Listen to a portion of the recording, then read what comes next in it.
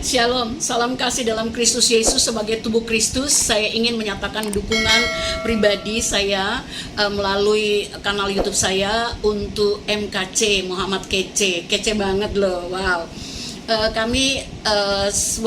Ini kekristenan sedang betul-betul diobok-obok ya Bapak Ibu Saudara. Kita melihat ketidakadilan di bangsa yang besar Indonesia ini.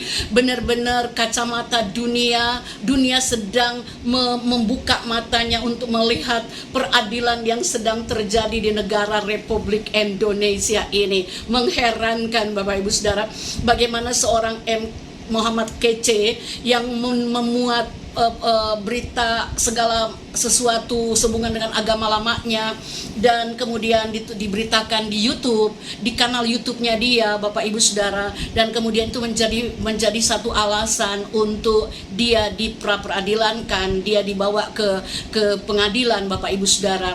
Sementara begitu banyak mereka yang lain yang notabene amat sangat melecehkan kekristenan, dan kemudian mereka dibiarkan terbang seperti raja wali, bebas lepas mengudara di kanal YouTube mereka sambil mencaci maki kekristenan. Bahkan Tuhan kami, it's okay sih, karena Tuhan kami itu maha pengampun dan dia pasti mengampunin kalian, dan kami tetap berdoa bahkan kalian akan ditangkap oleh Tuhan menjadi seperti Rasul Paulus. Bahkan Tuhan bisa membutakan mata kalian selama 3 hari, dan ada hamba Tuhan akan mendoakan saudara, dan kalian punya mata akan melek in the name of Jesus. Dan saya mau katakan ini dukungan kami khususnya untuk Muhammad Kece. Kenapa? Karena Alkitab kami mengatakan, firman Kristus Yesus Tuhan kami mengatakan dalam Galatia pasal 6 ayat 2, bertolong-tolonganlah kamu menanggung bebanmu, demikianlah kamu memenuhi hukum Kristus. Jadi saling menolong menanggung beban, kami memenuhi hukum Kristus. Kami tidak memenuhi hukum agama. Sorry brother, sister, Bapak Ibu, kami bukan menjalankan hukum agama. Karena Yesus Kristus ke dunia ini nggak bawa agama, dia bawa hubungan relationship. Dia pengen memberikan berhubungan baik dengan saudara. Nah Bapak Ibu Saudara yang dikasih Tuhan kita Yesus Kristus, khususnya MKC, saya ingin secara pribadi juga menjadi bagian dari yang mendukung Anda sebagaimana teman-teman YouTuber yang lain. Saya baru pemula, saya baru buat YouTube, dan di kanal YouTube saya ingin memberikan dukungan buat Anda MKC. Kiranya ini bagian dari menjalankan hukum Kristus yang saya dan Anda imani. Hukum Kristus lainnya yang saya ingin sampaikan, kenapa saya sebagai seorang perempuan, mungkin saya belum pernah melihat YouTuber perempuan dari latar belakang Kristen memberikan dukungan dalam video buat Anda.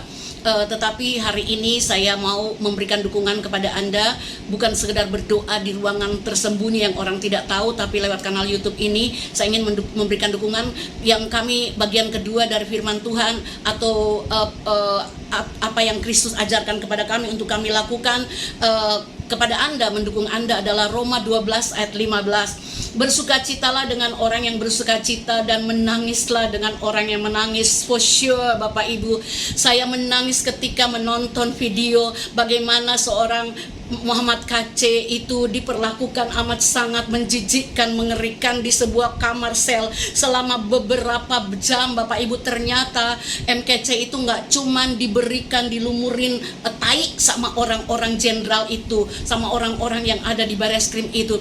Dia tidak sekedar dilumurin tai Bapak Ibu Saudara, tapi video yang akan nanti Anda lihat cuplikannya Bapak Ibu Saudara, saya akan tayangkan di sini bagaimana MKC itu bukan sekedar dilumurin seluruhnya, bahkan tembok semua lantai penuh tai Bapak Ibu Saudara. Disgusting, sangat menjijikkan. Dan hati saya seperti bagaimana ya, dan terlebih yang saya bisa lakukan adalah menangis bersama Muhammad Kece dan keluarganya. Bagaimana kotoran tinja itu dicekokin ke mulutnya, dipaksa untuk ditelan sama seorang Muhammad Kece. Betapa saya menangis. Kami menangis untukmu Muhammad Kece.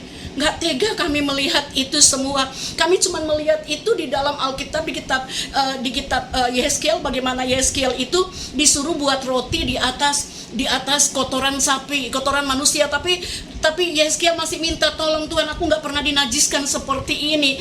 Dan akhirnya Tuhan bilang, oke, kalau begitu pakai kotoran sapi, kotoran hewan. Jadi Bapak Ibu Saudara, itu saja ditolak sama seorang nabi besar yang bernama Yeskiel. Dan sekarang ini Muhammad Kece harus mengalami penyiksaan, pemukulan dan sebagainya, sampai katanya masih katanya ada tulang rusuknya yang patah.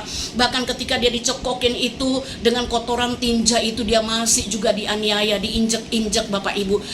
Benar-benar sesuatu yang sangat mengerikan. Kami menangis untukmu MKC, kami mengasihimu dan kami terus mendoakanmu. Engkau harus kuat, engkau harus tabah, karena memang kekristenan itu dibenci. Karena kekristenan itu tidak menjalankan perintah agama, tapi kekristenan itu menjalankan perintah Yesus Kristus Tuhan yang dibenci sama mereka.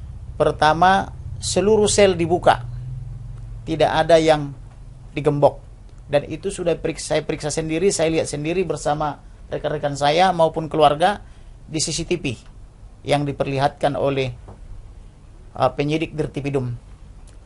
Bagaimana mereka semua leluasa keluar dari selnya dan semua berkumpul di satu sel, yaitu di sel nomor 11. Sel nomor 11 itu adalah tempat ditangkap dan ditahannya MKC. Kemudian ada lagi informasi tambahan dari klien saya bahwa gembok yang dipakai untuk menggembok atau untuk mengunci sel daripada MKC adalah gembok nomor 14. Jadi gembok nomor 14 dipakaikan ke sel nomor 11. Harusnya 14 ke 14, 11 berpasangan kepada 11. Kemudian diberitahukan lagi yang paling mengagetkan bahwa yang pertama kali masuk ke dalam sel nomor 11 di ruang MKC ditahan itu adalah seorang yang terpapar aksi radikalisme, intoleransi dan atau dugaan terorisme, yaitu ketua atau salah satu ketua Laskar Jihad. Nah, inilah permasalahan bangsa ini, ada Laskar Tentara Nasional Indonesia, ada pula laskar lain, laskar agama, kan begitu ya. Ketua Laskar Jihad ini mengkomando, diduga berinisial M,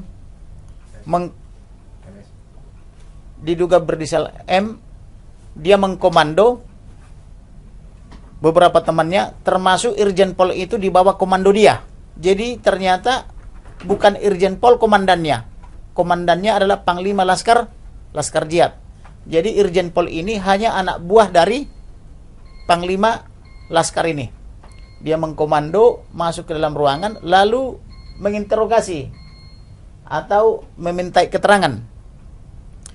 Yaitu ada proses verbal di lantai 15, ada pula proses verbal atau permintaan keterangan di lantai basement 1. Kalau yang di lantai 15 versi Polisi Republik Indonesia, kalau yang di yang di basement itu versi Polisi Agama.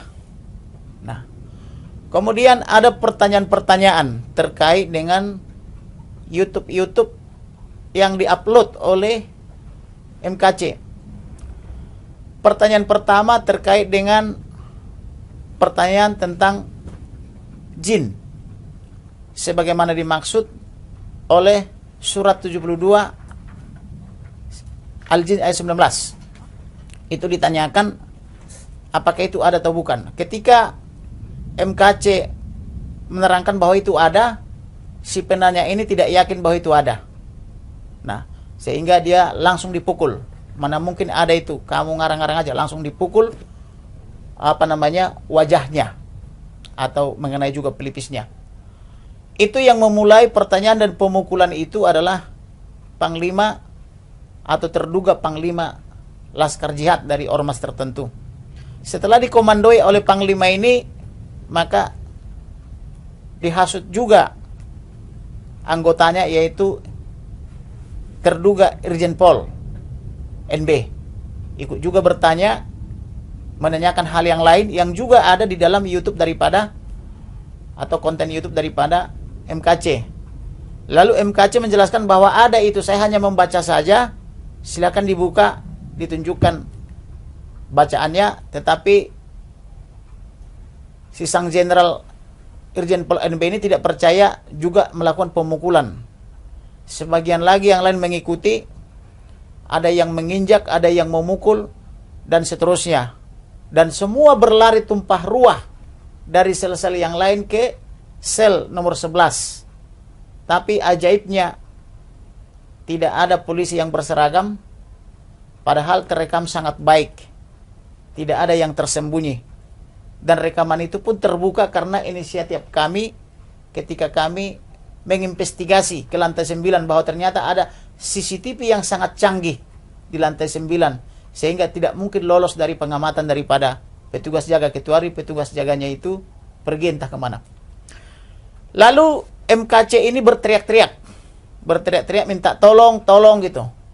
Lalu Panglima Laskar Jihad itu bersama dengan Irjen Pol mengatakan, Irjen Pol LB, percuma kamu berteriak karena malam ini tidak ada polisi yang berjaga. Malam ini polisi tidak ada yang berjaga. Jadi kamu mau berteriak apapun percuma. Kira-kira begitulah bluffing daripada Panglima Laskar Jihad yang berinisial M ini dan Irjen Pol. Kemudian sang jenderal atau terduga jenderal ini atau Irjen Pol NB ini membawakan, mohon maaf, feses atau tinja atau tai. Kemudian menutup mata daripada si, ini yang berita terbaru ini, berdasarkan pemeriksaan Propam, menutup mata daripada si MKC, kemudian memaksa membuka mulutnya. Lalu mohon maaf, sekali lagi 1000 kali mohon maaf, ini ada di dalam BAP Propam, lalu menyuapkan atau memaksa atau menjejali atau mencekoki feses, tinja atau tai ini ke mulut daripada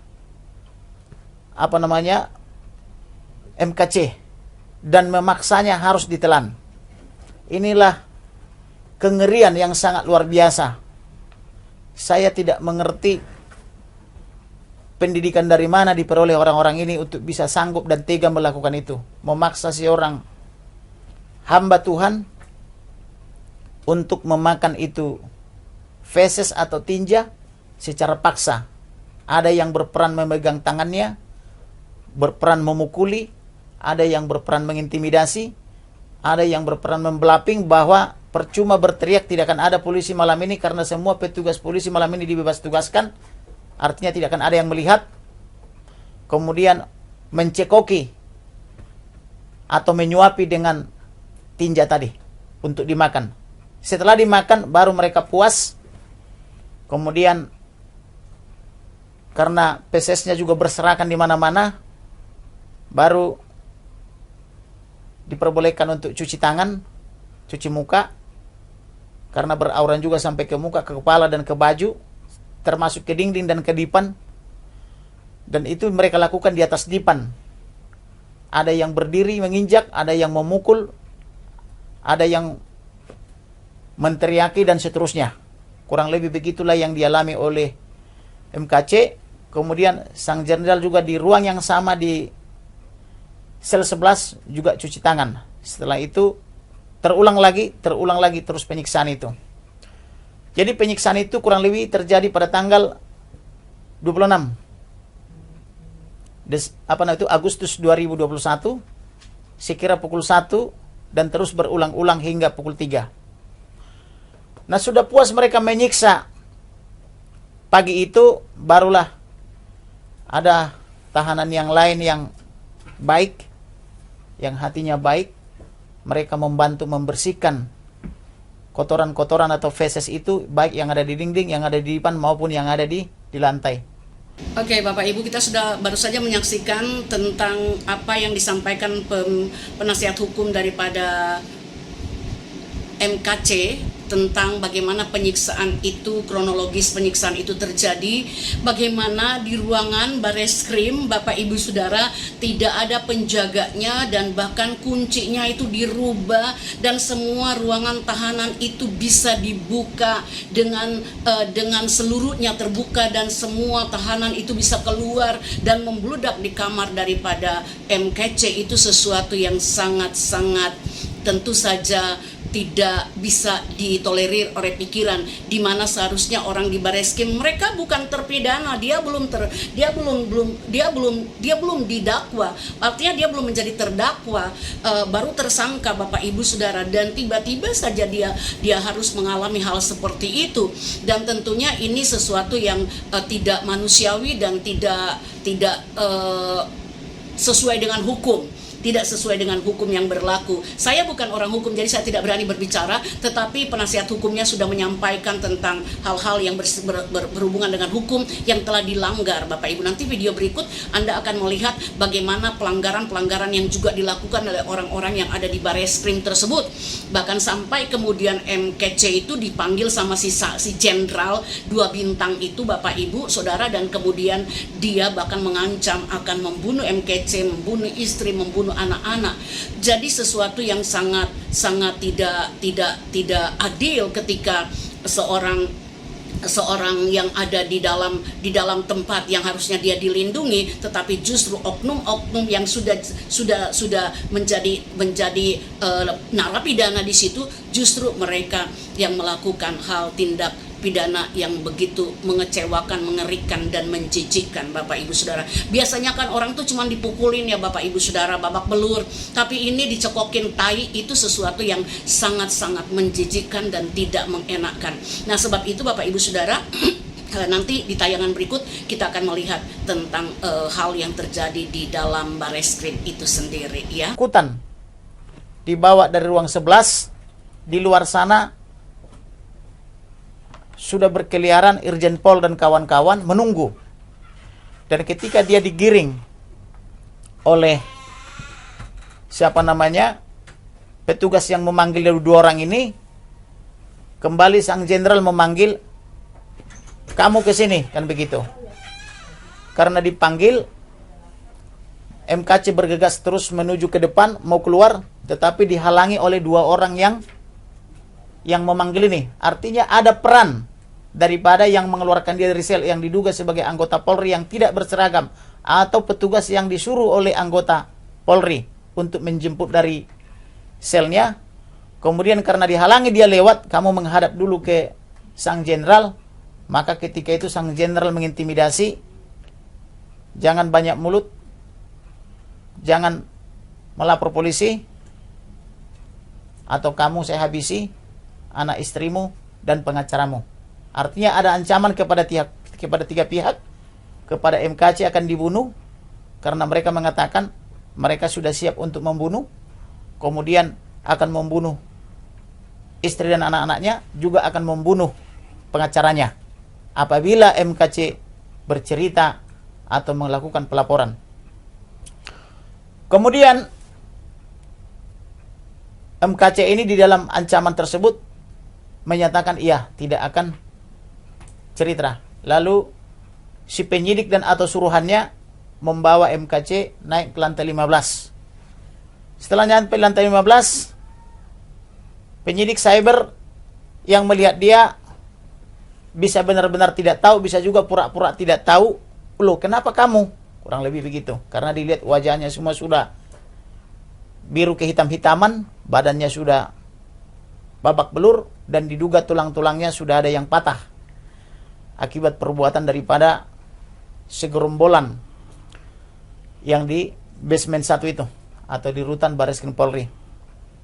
Kemudian setelah dijelaskan, karena dia sudah sekarat, sulit bergerak, maka dia pun dibawakan ke SPKT Bareskrim Polri untuk membuat laporan polisi. Kemudian dibawakan ke rumah sakit Polri, hanya sekedar visum, tetapi tidak diobati, tidak dirawat juga. Di sisi lain, para pengacara terdahulu tetap masih menunggu di lantai 15. Kemudian penyidik cyber Polri bersama perwira-perwiranya paling senior di situ menginformasikan kepada advokat dan atau penasihat hukum yang berjumlah 15 menunggu di situ, MKC baik-baik saja, MKC hanya isolasi mandiri karena MKC diduga terpapar COVID dan sebagainya. Anda sudah melihatnya. Inilah salib. Inilah kekristenan. Kekristenan itu identik dengan salib. identik dengan pikul salib. Salib kita nggak ada jinnya ya. Yesus yang tergantung di situ. Yesus yang mati bukan untuk kami aja orang Kristen, tapi untuk anda ada yang mengerjain orang-orang Kristen, yang menganiaya orang Kristen, itu dia juga mati untuk anda. Nanti kedepannya anda di sana baru anda menyesal, anda mau balik nggak bisa lagi. Matius 16 ayat 24. Lalu Yesus berkata kepada murid-muridnya, setiap orang yang mau mengikut aku, ia harus menyangkal dirinya, memikul salibnya, dan mengikut aku, kata Yesus. Matius 10:38. Barang siapa tidak memikul salibnya dan mengikut aku, ia tidak layak bagiku. MKC, engkau sudah layak bagi Tuhan, karena engkau sudah memikul salib. Kita lihat ketika engkau keluar dari ruangan itu dan kemudian dibawa kemana lagi itu, engkau tersenyum di situ sambil jalanmu pincang, engkau tersenyum. Kami bangga padamu, kami terus mendoakan engkau harus kuat. Engkau sedang memikul salib dan bahkan mewakili kami orang-orang Kristen di Indonesia.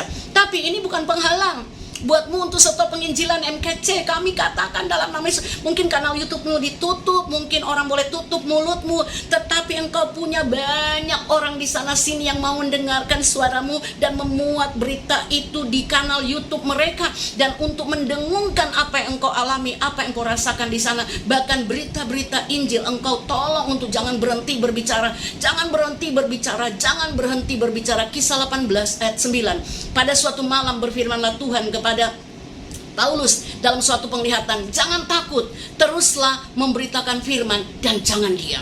Do not be silent for the gospel. Jangan pernah diam, tutup mulut untuk Injil, karena Injil adalah kekuatan Allah yang menyelamatkan semua orang yang mau percaya. Mana tahu si jenderal bisa percaya kepada Yesus dan menjadi seperti Rasul Paulus. Amin, amin, amin. Roma 1 ayat 8 ayat 16. Kita harus tetap beritakan Injil. 1 Korintus pasal 9 ayat 16 ini peringatan nih yang stop memberitakan Injil. Memberitakan Injil itu adalah keharusan bagiku. Celakalah aku jika aku tidak memberitakan Injil. Biarlah Yesus yang akan membelamu, karena dia memang pembela yang setia. Terakhir, kami salut kepada keberanianmu dan teruslah berbicara demi nama Tuhan Yesus Kristus. Shalom.